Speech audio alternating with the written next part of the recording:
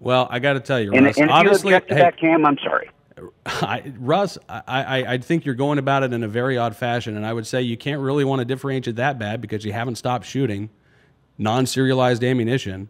If you were really that concerned about criminals using the same bullets as you were, giving you a bad rap, wouldn't you have stopped using the non-serialized ammunition? Where can I buy serialized ammunition now?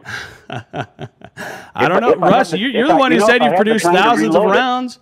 You're the one who said you've produced thousands of rounds, buddy. I mean, listen, you got to take a stand. If this is something that you are passionate about, and you believe that the fact that criminals and you are both using unserialized ammunition, something's got to give, shouldn't it?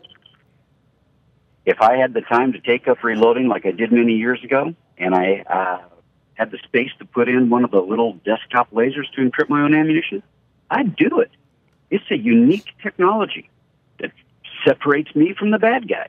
How could you claim it to be anything different? I claim it to be, again, something that has not been thought out because you've not been able to give us concrete answers about how this is produced on a large-scale basis. Then I would encourage you to talk to the ammunition manufacturers who have refused repeated attempts by Russ, again, they're not here right now, and we're not going to bring that up. I've given the quotes from Tommy Milner. I've given the quotes from Sammy.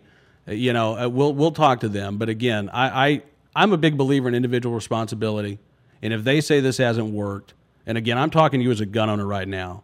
If they say this hasn't worked, if they say this is unworkable, and you believe it is now your responsibility to prove them wrong. And you have not been able to do that.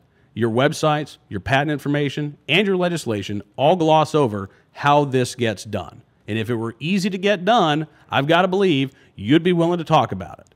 And since you're not, and you can't, except in other industries that have nothing to do with the firearms industry and the ammunition manufacturing industry, I have to assume that it is not as simple as you would like it to believe or as you would like it to be.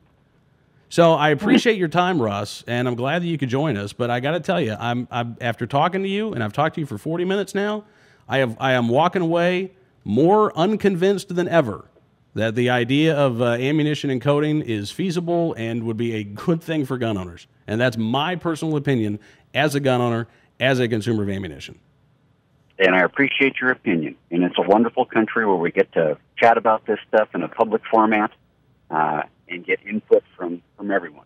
Russ? And I would encourage your listeners to consult our website, to take an active part in the legislative process, whether you support our ideas or not. Appreciate it, Russ. Hey, take care, Cam. Thanks for the chat. All right, thank you.